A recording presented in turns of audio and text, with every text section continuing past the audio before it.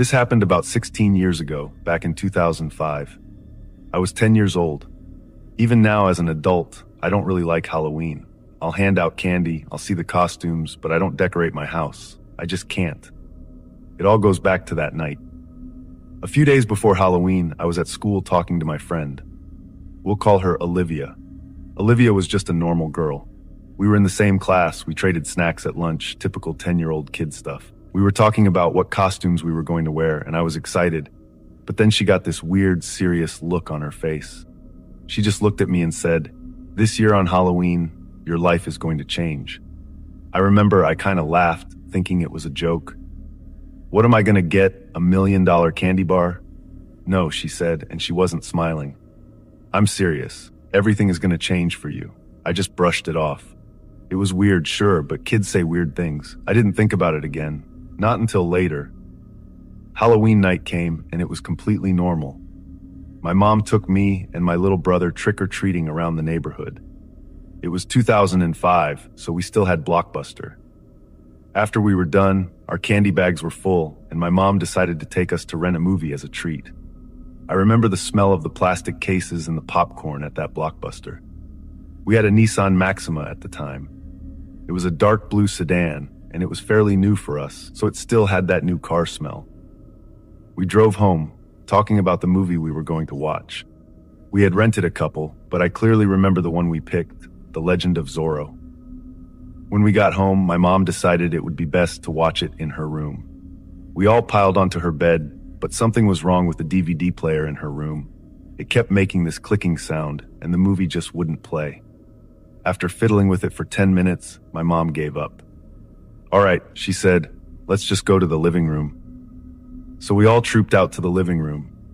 Our living room had this open space layout, so it was connected to the dining area, which then faced the kitchen. We had a little dog, a terrier mix named Peggy, and she had her little bed and food bowls in the corner of the kitchen where she could see us. We put the movie in, and it worked. We settled onto the couch, dumped our candy out, and started watching. We were maybe halfway into the movie, right around a big sword fight scene, I think, when Peggy just started barking. It wasn't her normal someone's at the door bark. This was endless, high-pitched, and frantic. We tried to shush her, "Peggy, be quiet." My mom got up and looked out the front window, but there was nothing there. "Maybe she sensed a cat outside," my mom said, sitting back down. But Peggy didn't stop. She was standing in her spot in the kitchen, but she was facing the wall that connected to our garage. She was just staring at that wall and barking like her life depended on it. We didn't think anything of it. Like I said, she barked at everything, so we just turned the volume on the movie up a little louder. Finally, the movie ended. The credits were rolling. My mom got up from the couch, annoyed but also a little worried now. "Okay, what is wrong with you, Peggy?" She walked into the kitchen to check on our little dog. I was just focused on putting my candy wrappers in a pile. Suddenly, my mom started to panic. Her voice went high. "Oh my God, there's smoke." I looked up. She was pointing at the door to the garage. A thin, black line of smoke was curling out from under the door. My mom didn't hesitate. She grabbed Peggy, tucked her under one arm, and yelled, "Get out! Get out of the house! Go next door!" We ran. I didn't even grab my shoes. We sprinted out the front door and onto the neighbor's lawn. My mom was pounding on their door, yelling for them to call 911. Somehow, in all the chaos of running next door, Peggy got scared.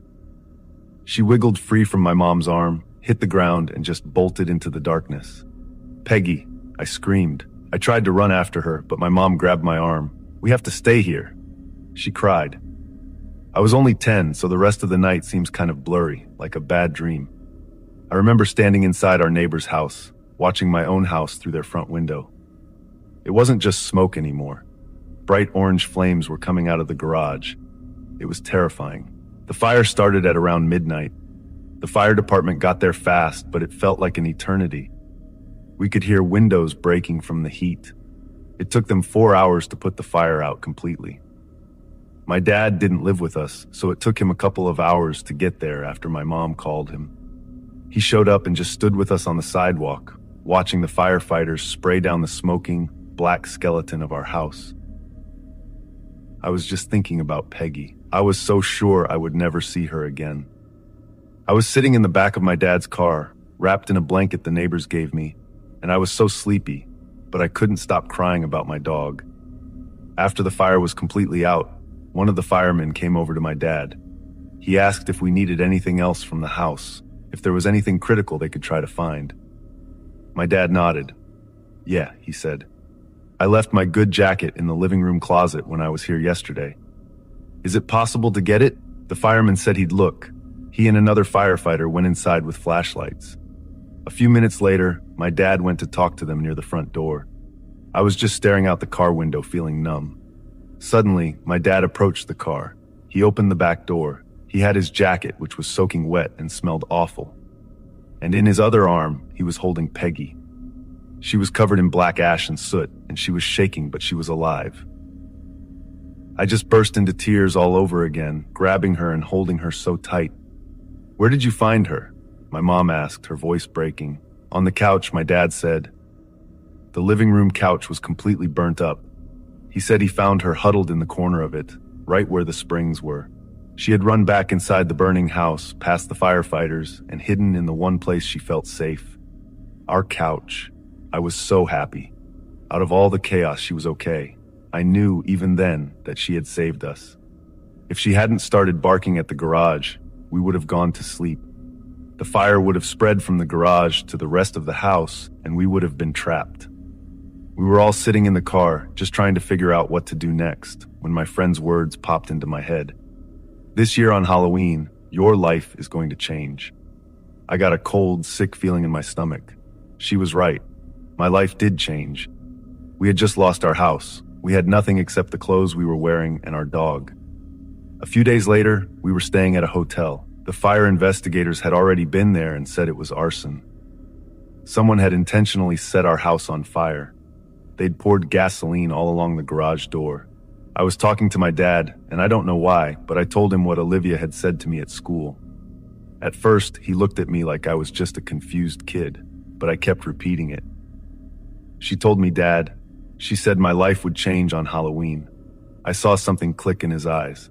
My dad had recently installed a new security camera system. It was 2005, so this was not common. It was a grainy, black and white, wired system, and he was really proud of it.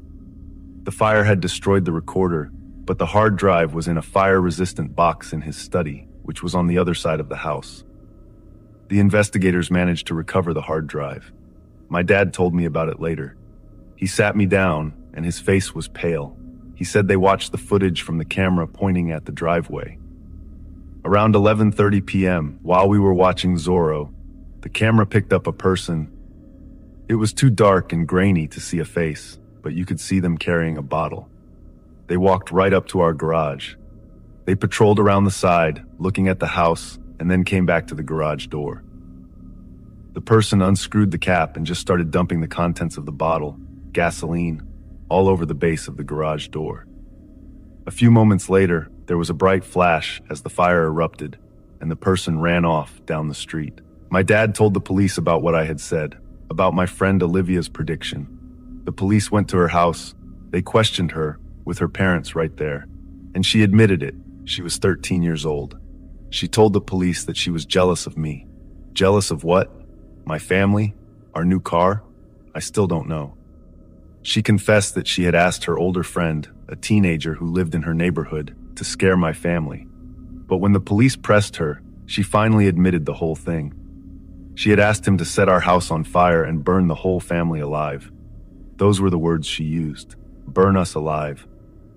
The police arrested her, she and the teenage boy who actually lit the match. I never saw Olivia again. My family moved to a different town after that. We rebuilt, but it was never the same. To this day, I am astonished at how my life really did change on Halloween night. I think about that broken DVD player in my mom's room. If it had worked, we would have been in a different part of the house, maybe asleep. We might not have heard Peggy. I think about my dog, barking at a wall, sensing the danger we couldn't. And I think about a normal 10-year-old girl who, out of simple jealousy, tried to have my entire family murdered. That's the part that really haunts me. Not the fire, not the flames. It's knowing that the monster wasn't a guy in a mask. It was a little kid I shared my lunch with.